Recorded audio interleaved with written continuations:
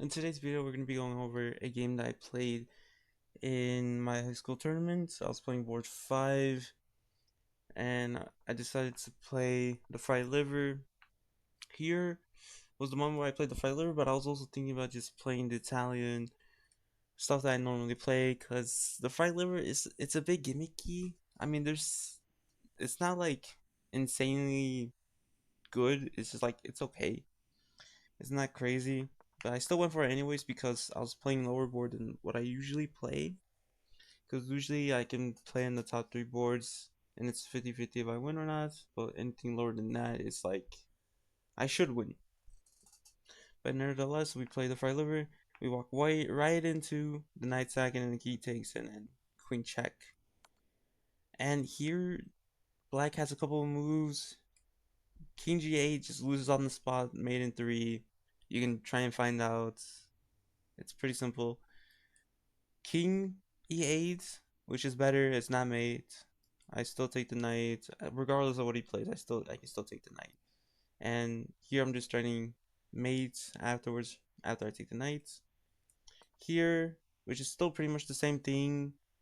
And then the best move, King e6, which is still tough to play because you have moves like here, and then castling, just not even caring about this piece. And you just start adding loads of pressure to these 2 pieces while his king is still in the middle of the board and you're castled. So it's really tough to play this position. It's I mean, it's completely I mean, it's not good. It's just not good. So instead of all that, my opponent plays Queen f6, which is a mistake. And it's pretty clear why it's a mistake because your king is not really that good here. And also, of course, you have these two pieces, but this is where I kind of messed up a little bit. I kind of messed up the theory a little bit, and I traded the queens off instantly, which is a miss. I was supposed to take the knight here. I forgot about that. I forgot about all my theory on the fried liver, and we got into not this position, but this position. I didn't forget after I took the queen. So now my opponent just has an open line. Usually, usually here, you'll after they play here, you'll take, they take, and you kind of play this out. It's completely winning though. That's one thing that happens commonly, but now we got into this. So I just start simply developing. The bad thing is he has an open line, which doesn't really lead to much, but still it's pretty annoying. He has an open line on both sides, so castling isn't really all that great. But nevertheless, we carry on. He plays bishop h6. I offer queen of bishops, mainly because I mean it's not easy to coordinate attack in this position for black. It's just like one move attacks that just get blocked, and his bishop isn't all that great. So I offer a trade bishops. He takes, I take, and now we're here, which is where I what I said earlier. The one move attacks that doesn't do much, and basically that's exactly what happens. Now h5 is interesting. H5 was very scary when he first played it because he was threatening to, like, if I ignore it or something stupid, he's threatening this and he just starts coming in maybe. And that's not is that I was really scared of this because I wasn't sure I was gonna deal with it. Because now in this position I have 2 leveled up pawns, a singled out pawn, and my king is still in the middle of the board, and it's not really active. It's not really doing much. His king is much more closer to the middle, so it could get active better, and it's not too great. So h5, I kind of got scared of that move right away, so I tried to maybe, I don't know, I couldn't do anything directly right away, so I just thought about bringing my king to safety on this side of the board, and then he played f5. Honestly, I wasn't really too sure about this move. I didn't think it was too great. I did see this though, and that looked pretty scary. But I didn't really think too much about this move, and I just attacked the pawn.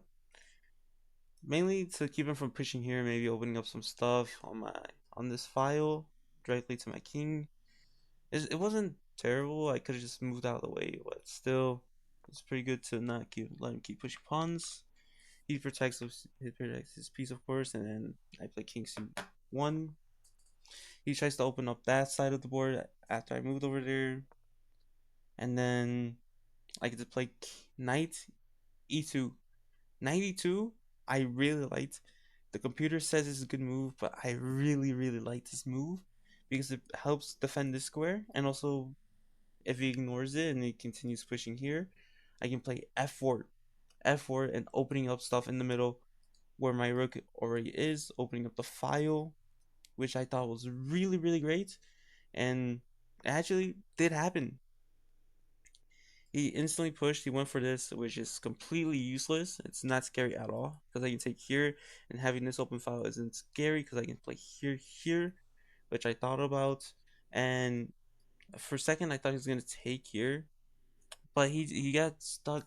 I mean, I think he just got tunnel vision and just took on b3. Then I took back this way, of course, which was a miss. No, no, that didn't happen. No, that didn't happen. I took here first. I thought he was gonna take, and then we are gonna get into like something like this, and then I was gonna threaten this maybe.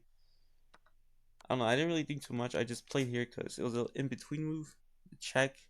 I thought he was gonna take, but he played king e7, which was the best move, and then I took here, and then I think he just starts trying to just take the file, which doesn't work at all. Like even if you double up there, my king protects that square, and I have two pieces there, so everything just gets traded off. And this position is the exact reason why I wanted to make this video. This position was so good. Like, if you first glance, maybe you don't think it's too good. You're kidding yourself. Because look at how useless this bishop actually is. This bishop is completely useless. All his white squares are covered up by his pawns or my pieces. He has this. He could play here and then come in for what? For no reason. I'm just gonna play here and then I'm just gonna play here. My king's gonna protect this pawn and then you're gonna have to protect this from this side? I don't think so. So this position was amazing. And he played king f7 and just I think here I was just trying to lock down this pawn. Although I now looking at it, I think it would have been better to play here to keep him from this square and just limiting his bishop. But I played it anyways, and later on, of course, here. And now at this point, his bishop is just completely fucking useless. Like, where where is this piece gonna go? Nowhere. He can probably try and do this, but these two are covered. These two pieces are covered. His bishop is completely useless. My knight is super active. He has this. He's stuck defending this pawn, maybe even this pawn in the future. In this position, like you'll probably think to play something like this, trade off these two pieces. But I didn't think it was very necessary. Like, mm, maybe now looking at it, maybe I could have played it, but I don't know. It didn't seem very necessary. And I was worried about maybe some pawn push breaking. And since his king was closer to these pawns, I don't know. I got scared, so I didn't really think about this move much. I just kind of dismissed it and instantly just played a king move after he moved his bishop to e8. Just trying to bring my king in closer to actually help this push. Because I don't think I was ever gonna get a promotion just pushing these pawns alone versus a king and bishop just with a knight, of course. So I bring my king in. He really only has king moves, so he's just wrapping around his piece. We trade, and now we get to here. And this was just completely dead lost. Like there was really nothing much he could have done. Here I was going to push here, but then I realized he had this. And then my king wasn't be able to go over to these pawns and help my push even more, or even just to attack these pawns and unlock these pawns. So instead of playing that, rushing e6, I played b4, which at first glance doesn't really look crazy. It looks like you can almost ignore it, but you can't, because this is always going to be threatening to promote or force you to take and allow me to eat this pawn, and then I have a passive pawn all the way out the offside side of the board where your bishop can't easily get to, and also your king is too far away from. So you have to answer this threat. You have to. And when you do, I play king. No, not king. I play e6.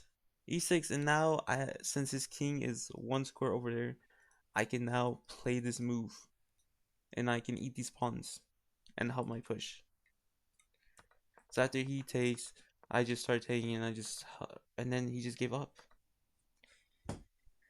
Like bishop d7 was just him giving up. Like if he didn't play this regardless, I was kind of expecting him to play here, and I was gonna play here, and I thought the match was just gonna carry on like this. And this is still even losing. I mean, no matter what he was doing, no matter what he played here, he was still dead loss. And then, I mean, this was just completely just game over. I mean, here, here, and then push. I just push. And this game was crazy because this this was just completely one-sided. I controlled everything. Like I don't know what move it was. It was here when he played a4. He just lost all the control. He just lost everything because now you don't have any open files. You don't have any file you can realistically take without just losing the game immediately and slowly and painfully. Like this is just it was just like you no chance. You just had no chance. And this was such a crazy game. I mean, if we go over to game review, if I can, let me just pop it up on the screen. Like, even game review thought I was doing so well. Game review had me at a 91.1 accuracy, 1 brilliant, which was in the fight liver.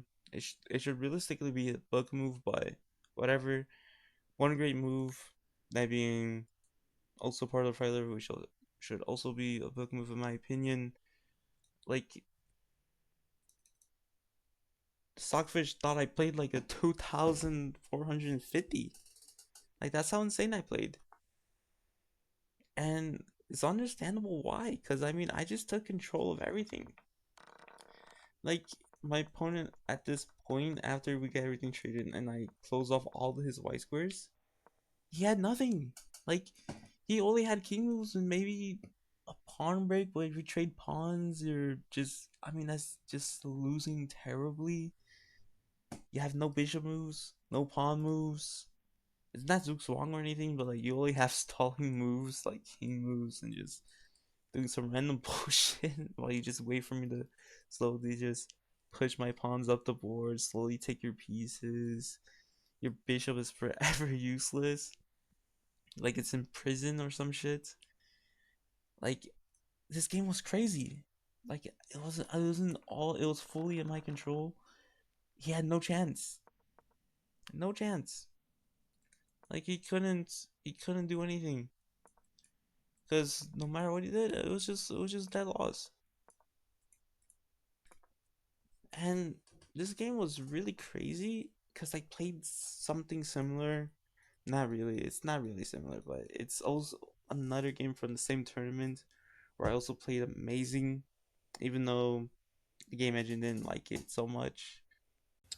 This is the end of the video, and I hope you guys enjoyed watching the video. And I really tried to make this video about a game that was interesting and not a video of me just showing off a game that was completely winning.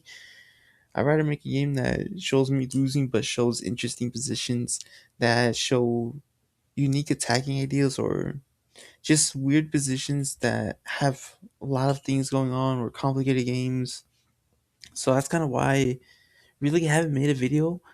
I had a couple of videos ideas of me just showing games where I hit like two brilliants in a row or like just one, but I thought against it simply because it kind of just shows me showing off a little bit. There's still one I plan to make, but I'm debating it. So hopefully this video was interesting and shows off, like, showed you guys an interesting position that wasn't really necessarily reached by playing the best moves or playing the greatest of chess, but it's still super interesting to watch and see. And maybe that's a similar position that you reached where you limited your opponent's movements. Either way, regardless, I hope you guys enjoyed. And if you really liked it, consider leaving a like and subscribing. Bye bye.